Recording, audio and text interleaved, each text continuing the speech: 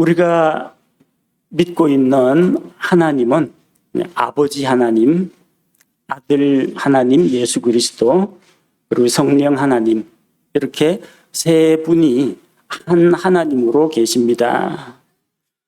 성령님은 하나님이십니다.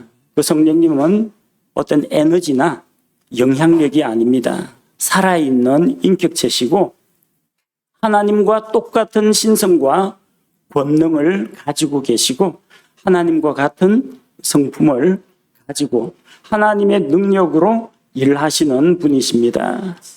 그래서 우리가 우리 안에 들어와 계신 성령님에 대해서 성령님을 무슨 도구나 수단으로 여겨서도 안 되고 마음속에 들어와 계신 성령님을 마음 한구석에 처박아 놔도 안 되고 오로지 성령님을 하나님으로 모시고 대접해 드려야 됩니다. 성경은 우리에게 성령님에 대해서 금기 명령을 주셨습니다. 하지 말아야 할 것. 성령님에 대해서 우리가 절대로 해서는 안 되는 것. 그 중에 하나가 무엇이냐면은 성령님을 비통하게 하지 말라는 것입니다. 성령님을 비통하게 하지 말라. 개역성경이나 흠정역에는 슬프게라고 되어 있는데 의미는 비슷합니다. 근데 영어에서는 슬프다라는 단어에 sad하고 비통하다의 그리브를 구분해서 사용하고 있습니다. 그래서 하나님께서 다른 단어를 주셨으면 우리는 그것을 각기 그 단어에 맞게 또 다르게 번역하고 이해할 필요가 있다는 겁니다. 저는 이거 번역에 대해서 흠집을 잡고자 하는 게 아닙니다. 어떤 차이가 있느냐? 여러분 영화 보다가 주인공이 자기 연인하고 마지막에 이별하는 그런 장면 보면은 슬프다 그러죠. 그게 이제 슬프다, sad라는 의미입니다. 그런데 자기 눈앞에서 아들이 사고로 인해서 죽는 것을 본 부모의 마음, 슬프다가 아니고요, 비통하다는 겁니다. 가슴이 찢어질도록 아프다라는 겁니다.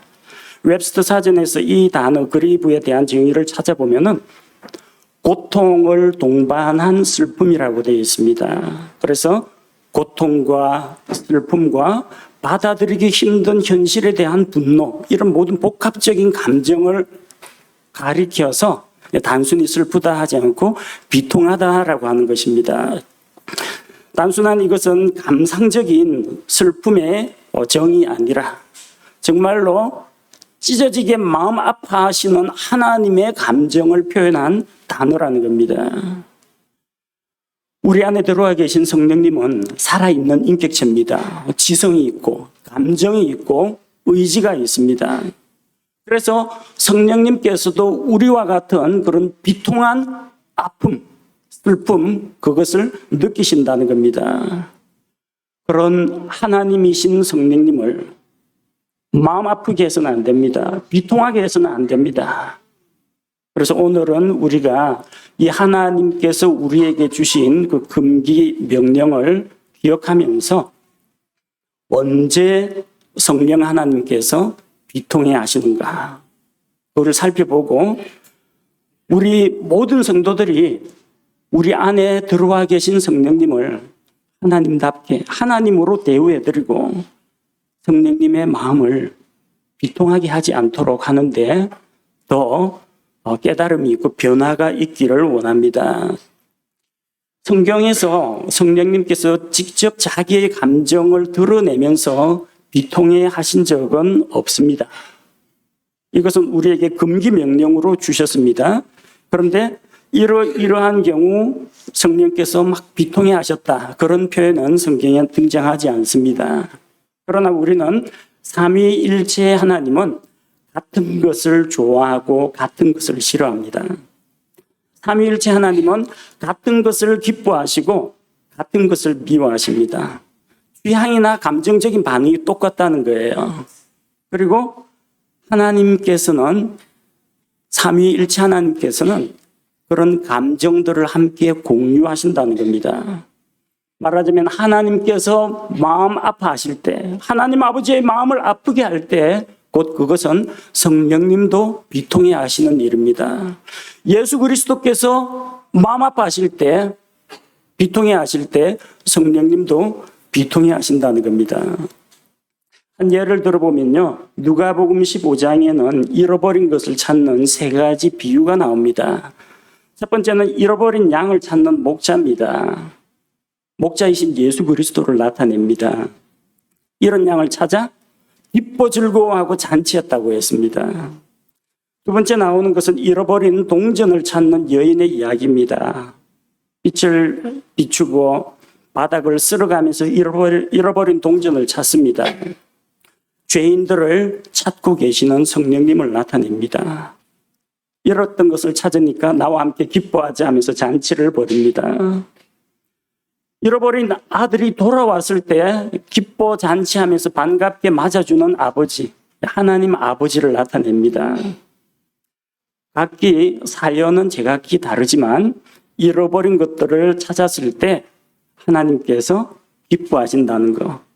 아버지 하나님, 아들 하나님, 성령 하나님께서는 잃어버린 것을 찾을 때 함께 기뻐하신다는 것을 우리가 알 수가 있습니다.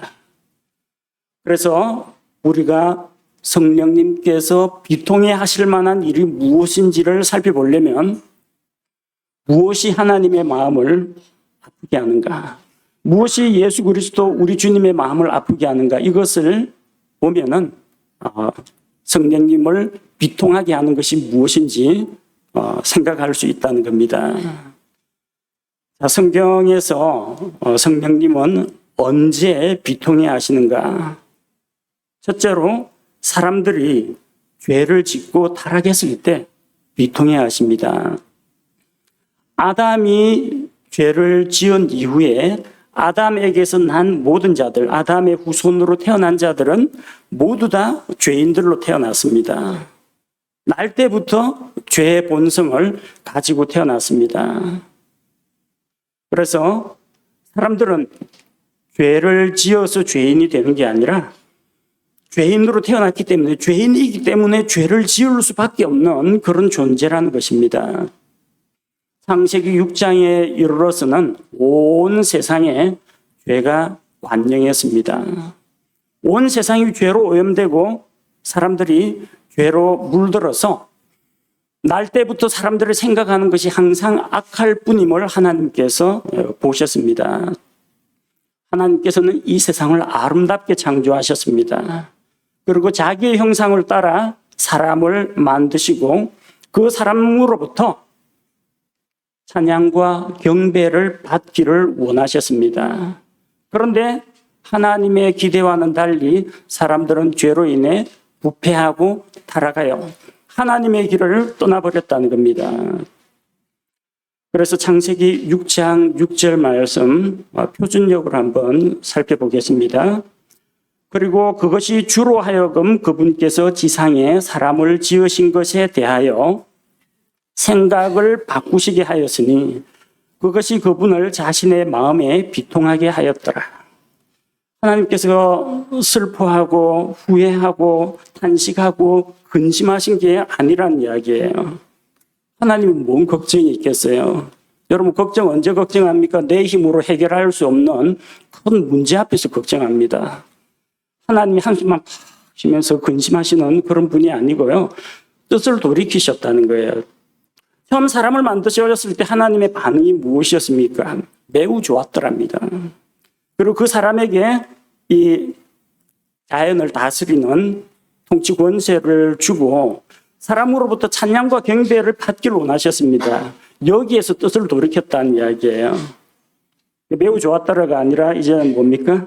더 이상 사람이 하나님과의 이 좋은 관계를 맺지 못하게 되었다는 겁니다.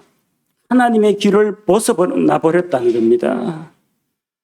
사람과 함께 영원토록 함께하면서 그들로부터 찬양과 경배를 받기를 원하셨는데 거기에서 뜻을 돌이켜서 이제 심판하시겠다는 이야기예요. 그리고 바로 그것으로 인해서 하나님께서 매우 비통해 하셨다는 겁니다. 하나님께서는 그냥 아무런 감정도 없는 인정머리 없는 그냥 절대 군주 냉엄한 재판관이 아닙니다. 자기 형상대로 만든 그 사람이 죄에 빠져가지고 이제는 함께 영광을 누리는 사이가 아니라 심판받아야 할 대상인데 하나님께서 그래 법은 법대로 하자. 한번 다 죽어봐라.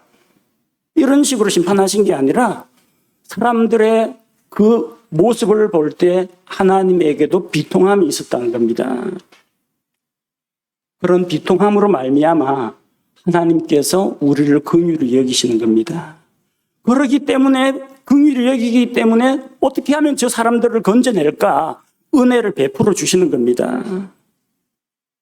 하나님의 이 마음을 우리가 알아야 합니다. 하나님께서는 세상에 있는 사람들을 보고 그들의 상태를 보고 비통해 하셨습니다. 창조 사역에 함께 하신 성령님께서도 똑같은 생각, 똑같은 감정입니다. 성령 하나님 역시 사람들의 죄와 타락으로 인해서 함께 고통스러워하고 통하게 여기신다는 이야기입니다. 우리는 이 세상이 죄로 오염되고 부패한 모습을 보면서 그냥 한탄만 하고 언제 주님 다시 오시나 그렇게 기다리기만 합니다. 그리고 하나님께서 저 죄인들을 보고 왜 저렇게 하나님을 모욕하는데 하늘에서 날벼락을 내려가지고 단숨에 멸하지 않냐 그렇게 생각합니다. 그거 좀 일찍 하나님께서 그렇게 하셨더라면 아마 그 사람은 구원받지 못했을 겁니다. 죄인들을 향해서 그래도 오래 참고 기다리시는 하나님이시기 때문에 아직까지 이 세상 사람들이 살아남아 있는 것입니다.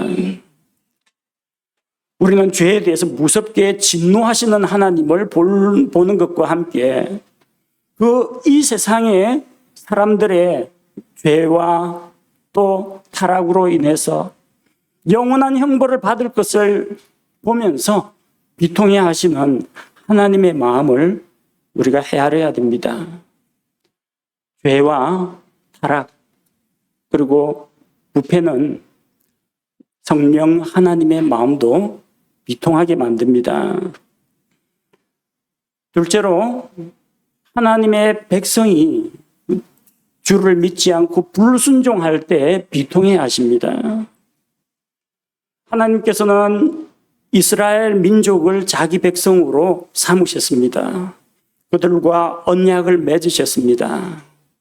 그들이 하나님의 말씀에 순종하고 그 명령을 지켜 행하면 그들은 하나님의 백성, 제사장 왕국, 그리고 하나님의 특별한 보배가 될 것이라고 말씀하셨습니다. 하나님께서는 그들에게 율법을 주시고 그 명령을 지켜 행하라고 하셨고 또 죄를 지었을 때 하나님 앞에 나아올 수 있도록 제사장들을 세우고 제사 제도를 만드셨습니다. 그리고 그들 앞에서 수많은 능력과 기적을 보여주시면서 하나님이 살아계시다는 것과 그분이 정말로 이스라엘 백성을 사랑하고 계신다는 것을 직접 보여주셨습니다. 하지만 이집트에서 나온 이스라엘 백성은 어떠했습니까?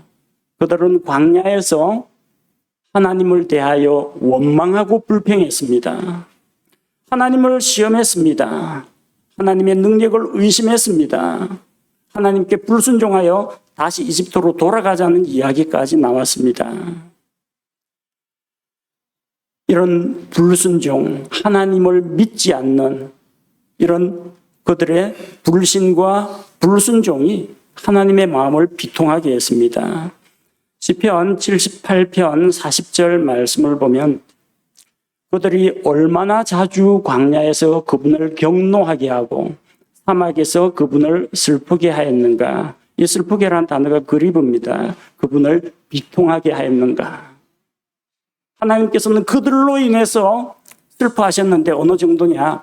마음이 찢어지도록 마치 자기 자식을 잃은 부모의 마음으로 아파하셨다는 겁니다.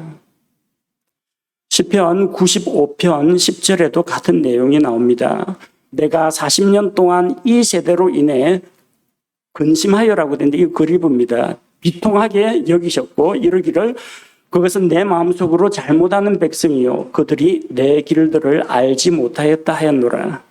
보시면 번역이 일관성이 없죠. 그리브가 슬프다도 됐다가 근심하다도 됐다가 이 단어는 하나님께서 40년 동안 하나님을 믿지 않고 불순종하는 그 백성들로 인해서 비통하게 여기신 그 내용을 시편 기자가 하나님의 마음으로 하나님의 심정으로 기록한 것입니다. 이스라엘 백성이 하나님을 믿고 하나님을 순종할 때 이것은 하나님께 기쁨과 영광이 됩니다. 그러나 자기 백성이 하나님을 불신하고 불순종할 때 그것은 하나님의 마음을 비통하게 했다는 것입니다. 우리 이 성도들 가운데에서 자녀를 둔 부모님들 계시죠?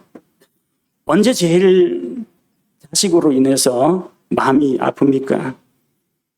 학교에서 성적이 내려갔을 때, 그건 뭐 용서해 주면 되죠. 적당히 잘하면 되잖아요. 언제? 부모를 부모로 인정 안 할 때, 부모의 권위에 대항하고 도전할 때, 부모를 믿고 의지하지 않을 때, 아버지를 아버지로, 어머니를 어머니로 대하지 않을 때, 엄마 아빠가 제일 서운하고 제일 속상하고 제일 가슴 아픕니다. 뭐 자녀들이 뭐 생일 선물 안 해줬다거나 용돈을 안 준다. 뭐 이런 거는 부모님은 워낙 마음이 아낌없이 주는 나무처럼 평생 자식들을 위해 쏟아붓기 때문에 그런 건 별로 서운하지 않습니다. 그런데 부모를 부모로 여기지 않는 이 불효자식은 진짜 부모의 마음을 아프게 만듭니다. 창조주 하나님께서 언제 제일 마음 아파하시고 속상해 하시고 비통해 하시겠습니까? 하나님을 하나님으로 인정하지 않고 창조주 하나님을 믿지 않고 그분의 권위에 순종하지 않을 때, 그분의 말씀에 순종하지 않을 때 이것이 하나님의 마음을 아프게 합니다. 그것도 뭐 다른 불신자라면은 좀 덜하실 거예요. 왜? 저거는 뭐 마귀의 자식들이니까. 공중권세 잡은 마귀를 따른 자들이니까. 그런데 분명히 하나님께서 은혜를 베풀어서 이집트에서 구출해낸 자기 백성이 말을 안 들어. 하나님을 불신하고 의심하고 있어요. 이것이 하나님을 더할 나위 없이 비통하게 하는 겁니다.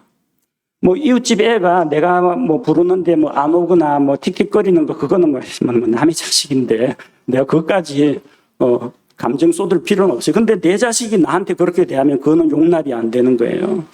하나님의 백성이 하나님을 불신하고 불순종할 때 하나님의 마음은 찢어질 듯이 아프고 슬퍼하시는 것입니다. 우리는 예수 그리스도를 구원자로 믿고 하나님의 백성이 되었습니다. 우리는 왕들의 왕이신 하나님께 경배하고 그분을 섬기는 자들입니다. 다른 일반 세상 사람들이 아니라 이렇게 하나님의 백성이 된 우리가 하나님을 의심하고 하나님을 믿지 않고 하나님께 불순종한다면 이것은 하나님에게 큰 아픔이 되고 우리 안에 들어와 계신 성령님께서도 이로 인해서 비통하게 여기신다는 것입니다. 하나님의 영을 비통하게 하지 않으려면 우리는 하나님을 전적으로 믿고 신뢰해야 합니다. 제가 이런 말을 하면은 저 하나님 믿는데요. 그럼 다 그럽니다. 예수 믿고 구원받았으니까. 근데 그 믿음이 구원받는 데만 필요한 믿음이 아니라는 겁니다. 우리는 믿음에서 믿음으로 이르는 자입니다. 구원받는 믿음에서 출발해서 믿음으로 살아가고 믿음으로 승리하고 믿음으로 열매 맺는 이런 삶을 살아야 됩니다. 하나님이 살아계신다 그거 믿는다 그건 마귀들도 알고 마귀들도 믿어요. 그거 말고 진짜 하나님을 나의 구원자로 나의 주님으로 창조주 하나님으로 내가 전심으로 내 마음을 바쳐서 믿고 신뢰하느냐는 겁니다. 그리고 그에 따른 삶의 열매로 믿음으로 정말 그 하나님의 말씀에 순종하고 있느냐는 겁니다. 우리가 하나님을 믿고 의지하고 순종할 때 하나님께서 예수님께서, 성령 하나님께서 기뻐하십니다. 그러나 우리가 하나님을 의심하고 불순종의 길을 걸을 때에는 삼위일체 하나님께서 함께 비통해 하시는 겁니다. 우리 흔히 이야기하기를 부모님 속 썩이지 마라, 부모님 마음 아프게 하지 마라 그러죠. 제발 하나님을 비통하게 하지 않도록 우리가 정신을 차리고 깨어 있어야 합니다. 셋째로, 사람들이 예수님의 부활의 권능을 믿지 않을 때 비통해 하십니다. 베다니 마을에서 이 나사로가 죽었을 때 그 여동생 마르다와 마리아가 예수님을 불렀습니다. 근데 예수님께서는 좀 더 머물다가 나사로가 죽은 이후에 거기에 도착했습니다. 많은 사람들이 슬퍼했고, 또 왜 예수님께서 좀 더 일찍 오지 않으셨느냐. 이분이 다른 병자들은 고쳤는데 좀 일찍 와서 나사로를 고쳐주었으면 죽지 않았을 텐데, 그런 원망하는 목소리들도 있었습니다. 그런데 그곳을 방문해서 요한복음 11장 33절, 35절 말씀을 보면, 그러므로 예수님께서 그녀가 우는 것과 또 그녀와 함께 온 유대인들도 우는 것을 보시고 영으로 신음하시며 괴로워하시고 예수님께서 우시더라. 이 구절이 이제 연이어서 나오다 보니까요, 33절과 35절이 나오다 보니까 그녀가 울고 그녀와 함께한 유대인들도 울고, 아이고 그러니까 예수님도 덩달아 울었다. 슬픔이 전염돼 갖고 예수님도 조문하러 왔다가 나사로 죽음 앞에서 울었다. 이렇게 생각하는 사람들이 있습니다. 사실은 그렇지 않습니다. 어떤 사람은 이걸 가리켜서 성도들이 울면 예수님도 우십니다 그러는데, 이 나사로의 누이 동생들의 그 울음과 유대인들의 울음과 예수님의 울음은 성격이 전혀 다릅니다. 그들은 죽은 자로 인해서 슬퍼서 울었습니다. 그런데 예수님께서 나사로의 죽음을 슬퍼하거나 그로 인해서 비통해 하신 것이 아닙니다. 왜요? 예수님은 지금 나사로 조문하러 온 게 아니에요. 살리러 왔어요. 살리러. 조금 있으면 나사로 무덤에서 일으킬 건데 아이고 나사로야 하면서 울 필요가 뭐가 있어요. 예수님께서는 유족들을 위로하고 나사로를 조문하고자 한 게 아니에요. 나사로의 죽음이 하나님의 영광을 위한 것이라고 하셨고, 그 하나님의 영광을 위해서 부활의 권능으로 나사로를 지금 다시 일어나게 살리신다는 겁니다. 그런데 예수님께서 조금 있으면 살아날 텐데 왜 죽은 이를 위해서 아이고 아이고 하고 통곡하면서 울겠습니까? 이것은 죽은 자로 인한 그런 울음이 아니란 이야기입니다. 예수님은 사람들이 부활을 믿지 않았기 때문에, 사람을 살리는 하나님의 부활의 권능을 믿지 않았기 때문에 비통해 하신 겁니다. 예수님은 마리아와 유대인들이 우는 것을 보고 신음하고 괴로워하셨습니다. 그리고 우셨습니다. 이게 비통하다라는 것에 가장 어울리는 표현입니다.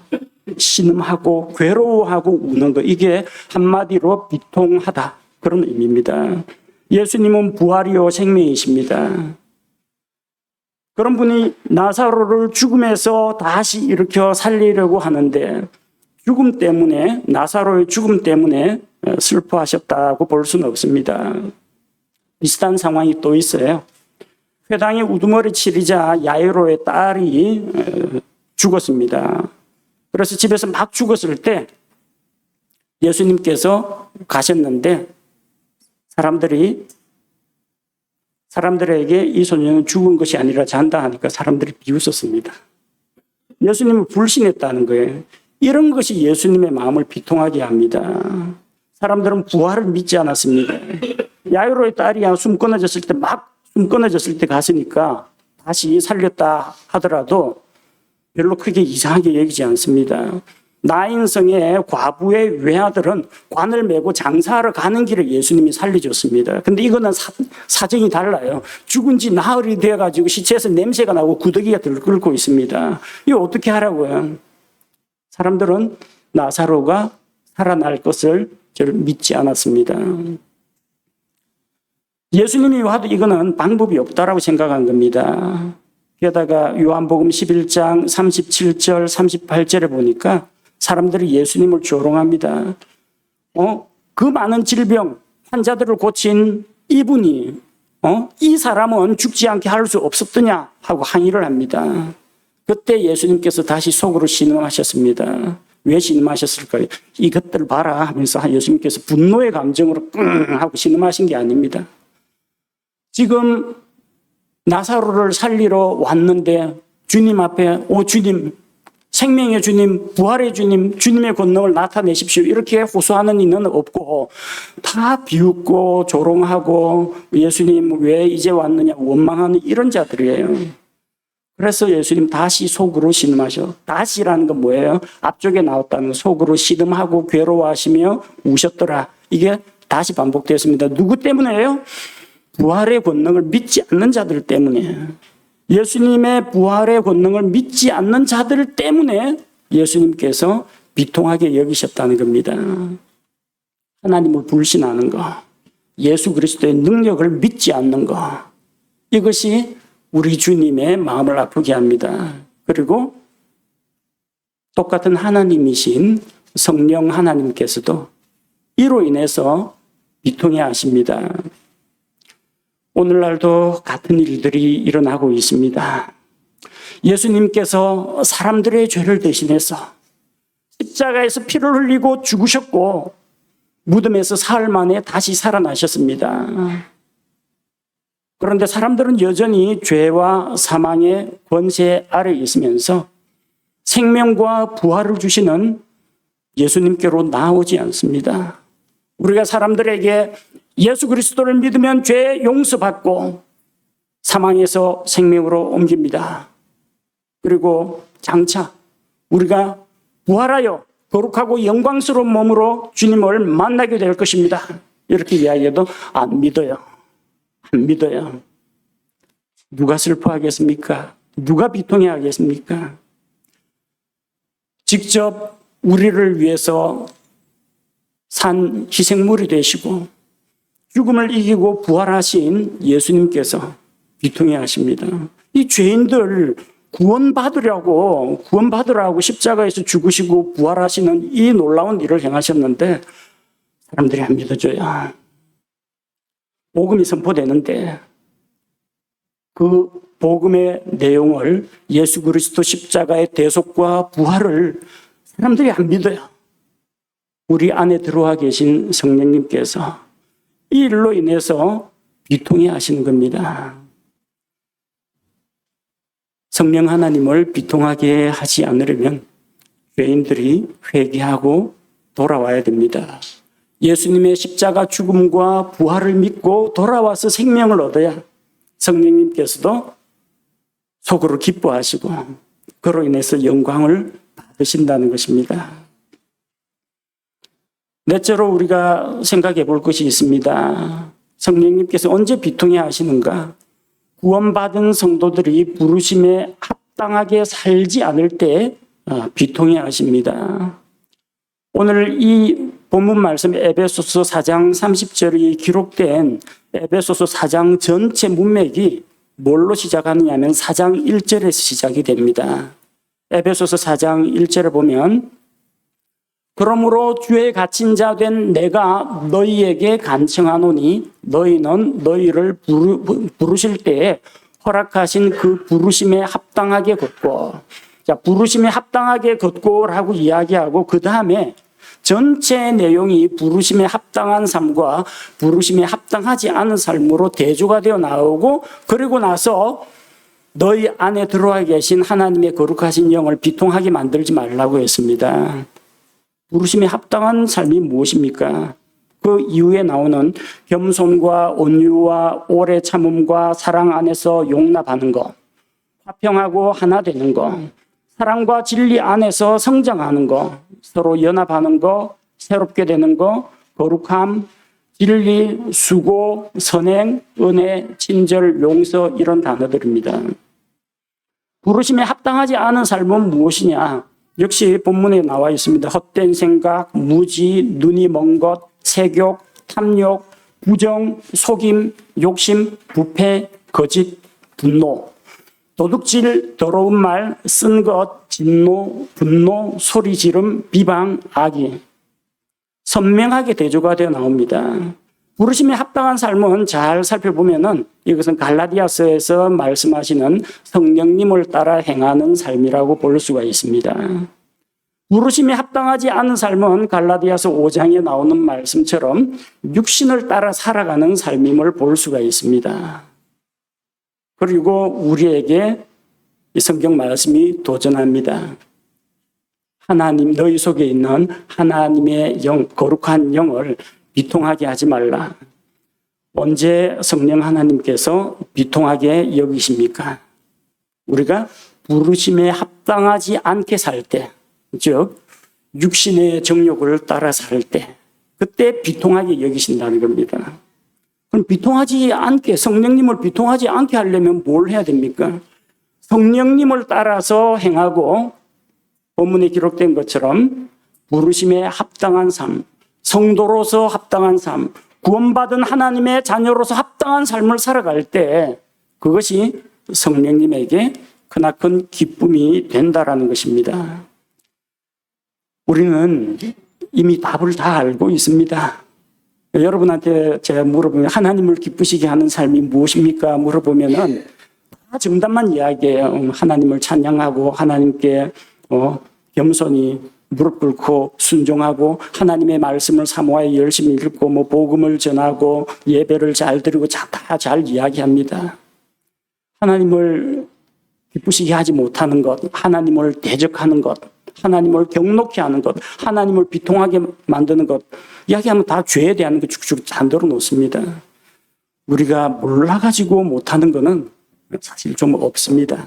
아주 어릴 때 저기 포대기에 쌓여 있어가지고 깨끗하고 더러운 것도 모르고 선하고 악한 것도 잘 구별 못하고 무엇이 옳고 그른지 분별력 없는 어린아이 때는 그렇다 치더라도 여러분 정도 되면은 무엇이 하나님을 기쁘시게 하는지, 무엇이 성령님을 비통하게 하는지 우리는 이미 답을 다 가지고 있습니다. 머리로는 아는데 그것이 우리 삶 가운데서 체득이 안 돼가지고 행동으로 실천이 잘 안 되고 있어서 그래서 우리가 자주 걸려 넘어지곤 하는 것입니다.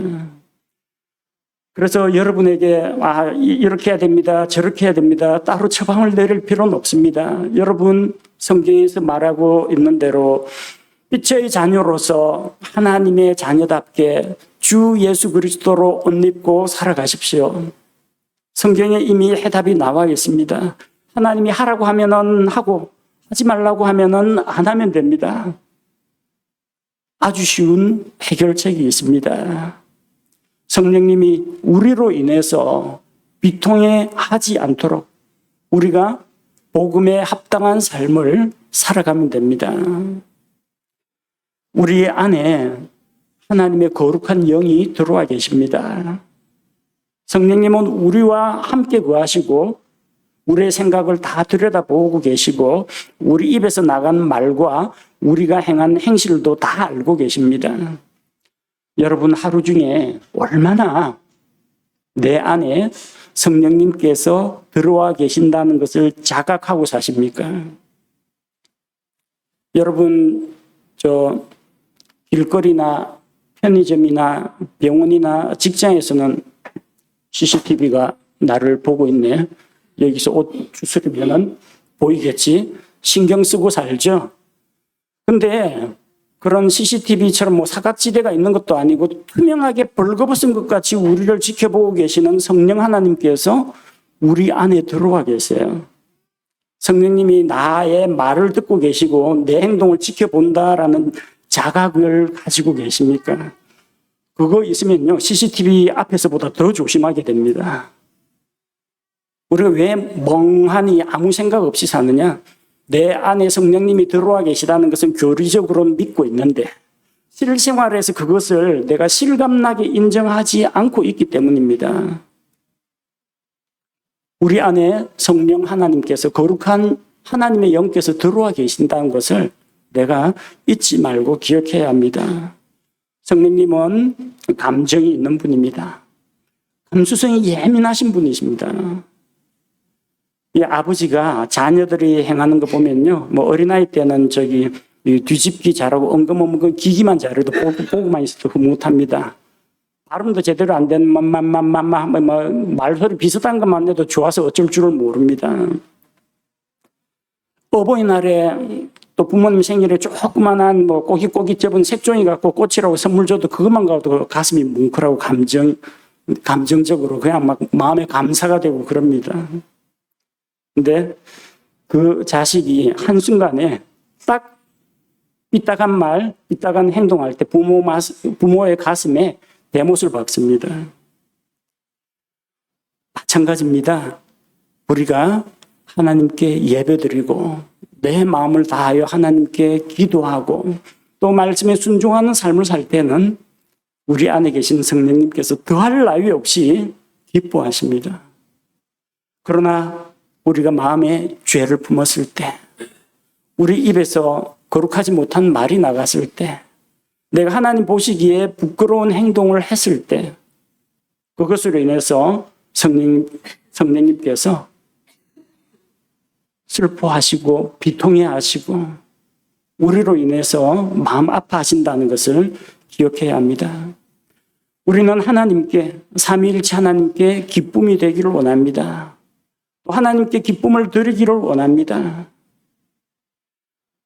그래서 우리 안에 들어와 계신 성령님께서 신음하고 괴로워하시고 비통해하지 않도록 우리 자신을 성령 하나님께 내어드려야 합니다. 내 마음을 모두 드리고 성령님의 지배와 그분의 다스림하에 주님의 말씀 아래에 나 자신을 두고 그 주님 앞에 무릎을 꿇고 하나님의 말씀에 곧 성령의 음성에 순종하는 삶을 살아야 합니다. 그럴 때 성령님께서 우리로 인해서 기뻐하십니다. 하나님의 거룩한 영을 비통하게 하지 말라라고 했습니다. 우리는 단순히 성령님을 비통하게 하지 않을 정도의 삶만 살 것이 아니라 그건 당연하고 더 나아가서 성령님을 기쁘시게 하고 또 성령님을 영화롭게 하는 그런 삶을 사는 그리스도인이 되어야 합니다. 함께 기도하겠습니다. 아버지 하나님, 우리 안에 우리의 위로자가 되시고 도움이 되시는 성령님을 보내주신 것을 감사를 드립니다. 하지만 우리 일상생활 가운데에서는 내 안에 성령님이 들어와 계시고 나를 지켜보고 있다는 것을 까맣게 잊어버리고 살 때가 너무나 많습니다. 그러다 보니 죄의 유혹에 걸려 넘어지기도 하고 또 육신적인 생각과 육신적인 말과 행동으로 하나님의 마음을 아프게 성령님을 비통하게 하는 날들이 많았습니다. 우리에게 주신 이 금기 명령, 성령님을 비통하게 하지 말라는 이 말씀을 우리 마음속에 새기게 하시고 내 안에 들어와 계신 성령님께 겸손히 무릎 꿇고 하나님의 말씀의 권위를 믿고 순종함으로 말미암아 우리의 삶이 성령님께, 삼위일체 하나님께 기쁨이 되게 하여 주옵소서. 한 주간 살아나가는 동안 우리가 하나님으로 인해 기뻐하고 또 하나님께 기쁨을 드리는 그리스도인이 되기를 원합니다. 성령 하나님과 동행하는 가운데 우리가 성령님을 기쁘시게, 주님을 기쁘시게, 하나님 아버지를 기쁘시게 하는 성도들이 되게 우리 삶을 지도하여 주옵소서. 예수님 이름으로 기도합니다. 아멘.